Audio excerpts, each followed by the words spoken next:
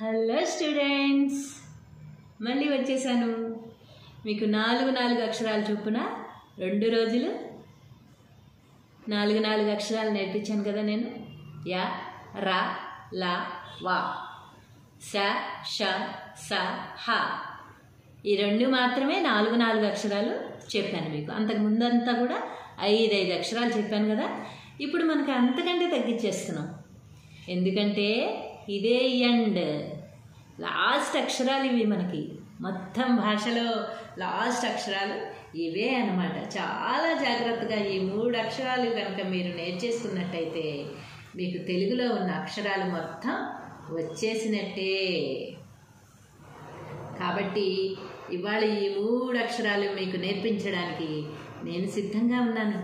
మరి మీరు సిద్ధమేనా నేర్చుకోవడానికి? చక్కగా అక్షరాలన్నీ మీకు వచ్చేసి ఉన్నాయని నేను భావిస్తున్నాను.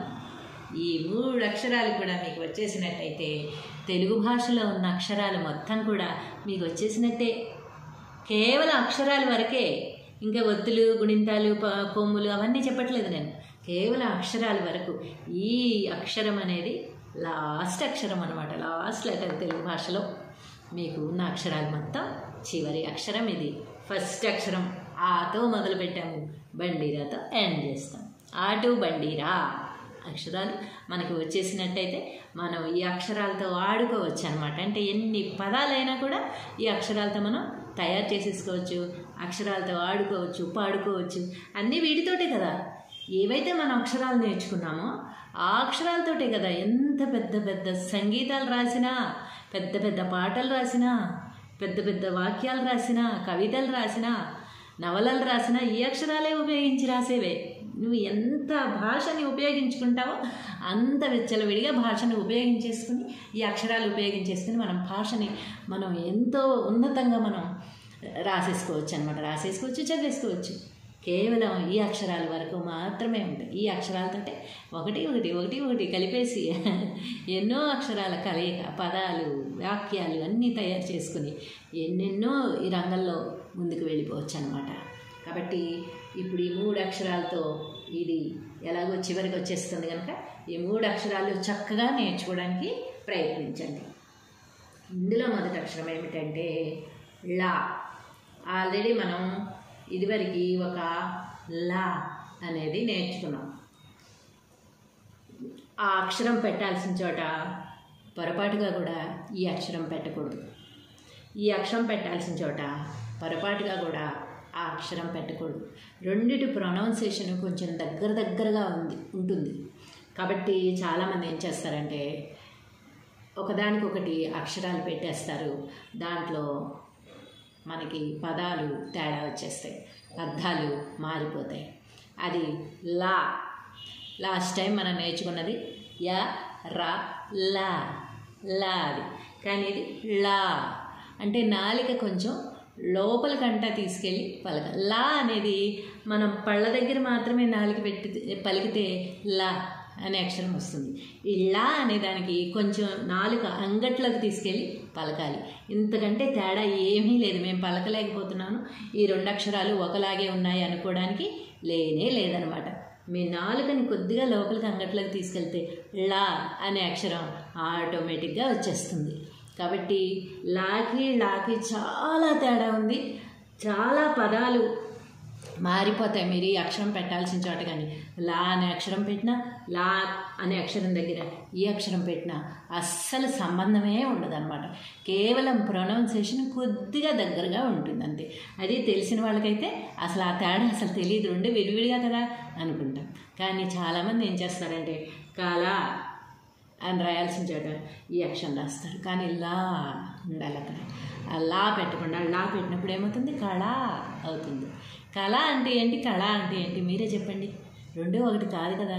కళ మీన్స్ డ్రీమ్, కళ మీన్స్ నేమ్ బ్యూటిఫుల్, ఎన్నో అర్థాలు వస్తాయి ఈ అక్షరానికి. కాబట్టి ఎలా పెట్టేస్తారు అలాగా అక్షరం పెట్టాల్సిన చోట? ఇది పెట్టకూడదు కదా. అదే కదా నేను మొత్తుకునేది ముందు నుంచి.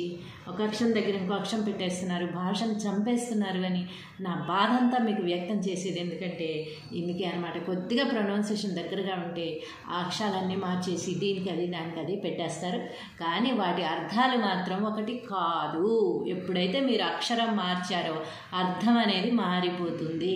ఇది నేను 1కి 100 సార్లు మీకు బల్లగుద్ది ఎందుకు చెప్తున్నానంటే, నేర్చుకునేటప్పుడే మీరు కరెక్ట్గా నేర్చుకుని ప్రొనౌన్సియేషన్ ఇక్కడి నుంచే మీరు స్టార్ట్ చేసి చక్కగా నేర్చుకుని ఏ అక్షరం ఎక్కడ పెట్టాలి అనేది ముందు నుంచే తెలుసుకుంటే తర్వాత ఈ పొరపాట్లు చెయ్యరు, భాషను బతికిస్తారు అని నా ఆవేదన. అంతే, అంతకంటే ఇంకేమీ లేదు. ఈ అక్షరం ఏమిటో మీరు చెప్పండి. మొట్టమొదటి అక్షరం మనం అహా తర్వాత ఆ చాప్టర్ అయిపోయిన తర్వాత సెకండ్ చాప్టర్లోని మొట్టమొదటి అక్షరం ఏమిటది? క. క. దీంతోటే కదా మనం సెకండ్ చాప్టర్ మొదలుపెట్టాము, క అనే అక్షరంతో కదా. దాని కింద ఇలాంటి డబ్ల్యూ లాంటిది ఒకటి రాసి దాన్ని కిందకి తీసుకొచ్చి పెట్టినట్టయితే క్ష. చూసారా ఎంత అర్థం మారిపోయిందో? కాయ అక్కడ, క్ష ఎక్కడ. ఇది పెట్టాల్సిన చోట కా పెడితే ఏమన్నా అర్థం ఉంటుందా? ఉండదు కదా. కాబట్టి కింద ఎప్పుడైతే ఈ ఒత్తు అనేది వచ్చిందో దీన్ని క్ష క్ష అంటామన్నమాట. ఈ అక్షరానికి ఏ అక్షరం కూడా ఇది పెట్టవలసిన చోట అస్సలు పెట్టకూడదు. ఎందుకంటే క్షామము, కక్ష, కక్ష కట్టాడు రా బాగా నా మీద అంటాం కదా, ఆ క్ష ఇది రావాలన్నమాట. అంతేగాని నిన్న మొన్న ఇప్పుడు షా చెప్పాను అది పెట్టేయడం ఏదో ఒకటి అలా పెట్టకూడదు అనమాట. అలా పెడితే అసలు వర్డ్స్ కానే కావు, అవి పదాలు కరెక్ట్ కాదు, తప్పు. అవి తప్పులు రాయకూడదు, తప్పులు చదవకూడదు. మన భాషను మనం బతికించుకోవాలంటే మనం కరెక్ట్గా రాసుకుంటూ వెళ్ళాలన్నమాట. దీన్ని ఏమంటామంటే ఇది అలాగే, కాకపోతే మధ్యలో ఒక జరికిచ్చాము ఇక్కడ. ఫస్ట్ మొట్టమొదటి అక్షరం మనం నేర్చుకున్నాం ఏమిటి? ఆ అని కదా నేర్చుకున్నాం. కాకపోతే దీనికి డబ్ల్యూ లాగా పెట్టి కొంచెం దానికి ఇది పెడుతున్నాం అన్నమాట. కాబట్టి దీన్ని ఏమంటామంటే ఈ అక్షరాన్ని బండిరా. బండీరా, దీని పేరు బండీరా. బండీరా ఏమీ లేదు, ఆకి మధ్యలో ఒక జర్కిచ్చి మళ్ళీ స్టార్ట్ చేస్తే కనుక ఒక స్పీడ్ బ్రేకర్ పడింది అనమాట. ఇక్కడ ఈ స్పీడ్ బ్రేకర్ ఇచ్చి మళ్ళీ స్టార్ట్ చేసి అలాగే సేమ్ రాస్తే కనుక దీన్ని బండీరా అంటాం. ఈ అక్షరం ఉపయోగం లేదు అని అనుకోవద్దు. ఎందుకంటే గుర్రము అని ఉపయోగించేటప్పుడు మనం యా రా లావాలో రా నేర్చుకున్నాం కదా, ఆ రా పెట్టరు, ఇది మాత్రమే పెడతారనమాట గుర్రము అనే అక్షరానికి. మరి ఇప్పుడు ఏమన్నా మారిపోయి అంతా అలా ఆ రా కూడా ఉపయోగించేస్తున్నారు. రెండూ రాలే అంటున్నాం కనుక తప్పులేదు అని కొంతమంది చెప్తారు. కానీ మాకు నేర్పించినప్పుడు గుర్రము అనే అక్షరానికి ఈ బండీరా మాత్రమే పెట్టి కింద మళ్ళీ బండీరా ఒత్తి పెట్టేవాళ్ళు అనమాట, పెట్టేవాళ్ళం. అప్పుడు మాత్రమే అది గుర్రం అయ్యేది, లేకపోతే గాడిద అవుతుంది అనమాట. అందుకని ఈ అక్షరం ఉపయోగించాల్సిన చోట ఈ అక్షరం మాత్రమే ఉపయోగించి మీరు నేర్చుకుంటే మీకు భాష మీద పరిజ్ఞానం అనేది ఎక్కువ అవుతుందన్నమాట. చూడండి, ఇది ఒక మెలికి తిరుగుతుంది. దీన్ని కొంచెం జాగ్రత్తగా అబ్జర్వ్ చేసి రాసినట్టయితే, చాలా జాగ్రత్తగా రాసుకున్నట్టయితే చక్కగా వచ్చేస్తుంది. లా చెప్పాను కదా, నాలుక అంగట్లోకి తీసుకువెళ్ళి పలకాలి అక్షరాన్ని. మీరు పళ్ళ దగ్గరే పలకూడదు. పళ్ళ దగ్గర పలికినట్టయితే లా అవుతుంది. ఇది లా కాదు, లా. చాలామంది అళా అని కూడా అంటారు, అందుకే దీనికి పలకడం కష్టమవుతుంది. అళా అని కూడా అంటారు. అప్పుడు కూడా మీరు లాకి అంగట్లోకి తీసుకెళ్లాల్సిందే. కానీ ముందు ఆ లేదు కదా అళా అనడానికి. కాబట్టి మీరు ఇలాగే ప్రాక్టీస్ చేయండి. మీరు అళా అన్నప్పుడు మీరు పదాలు రాసేటప్పుడు ముందు ఆ కూడా రాశారనుకోండి, అది తప్పు అయిపోతుంది కదా. ఈ అక్షరం ఉపయోగించాల్సిన చోట మనం ముందు ఆలు ఈలు పెట్టాం కదా. కాబట్టి మీరు ఎలా ప్రాక్టీస్ చేస్తారంటే, నాలుక అంగట్లోకి పోనిచ్చి లా అని పలికితే ఈజీగా లా అనే అక్షరం మీకు వచ్చేస్తుంది. అళా అనక్కర్లేదనమాట. అలా కాదు, అళా పలికేది అలా కాదు. చూసారా ఎంత తేడా ఉందో? లాకి అళా పలికేది అలా కాదు, లా. రెండింటికి ఎంత డిఫరెన్స్ ఉంది. లక్ష్మి అంటాం కదా, లక్ష్మి అనం కదా మనం. లక్ష్మి అన్న చోట మాత్రమే లా ఉపయోగించాలి, కళ అన్న చోట మాత్రమే లా ఉపయోగించాలన్నమాట. ఈ రెండు అక్షరాలకి చాలా తేడా ఉంది. పలికే ప్రొనౌన్సియేషన్ మీకు దగ్గరగా ఉన్న చాలా డిఫరెన్స్లు ఉంటాయి. మీకు పేర్లలోనే వచ్చేసింది. లక్ష్మి, కళ రెండు ఒకటి కాదు కదా, ఒకలాగా మనం పలకం కదా పలికేటప్పుడు. అలాంటప్పుడు ఈ అక్షరం పెట్టాల్సిన చోట ఆ అక్షరం కళ అన్న చోట కళ పెట్టారనుకోండి, తప్పు అయిపోతుంది కదా. అలాగే లక్ష్మి అన్న అక్షరానికి లక్ష్మి అని మనం రాయం, అసలు ఎవ్వరూ కూడా రాయరు, అలాగా లానే రాస్తారు. కాబట్టి ఈ రెండింటి ప్రొనౌన్సియేషన్ జాగ్రత్తగా గమనించి మీరు ఈ రెండిటికి తేడా అనేది తెలుసుకోవాలన్నమాట. లా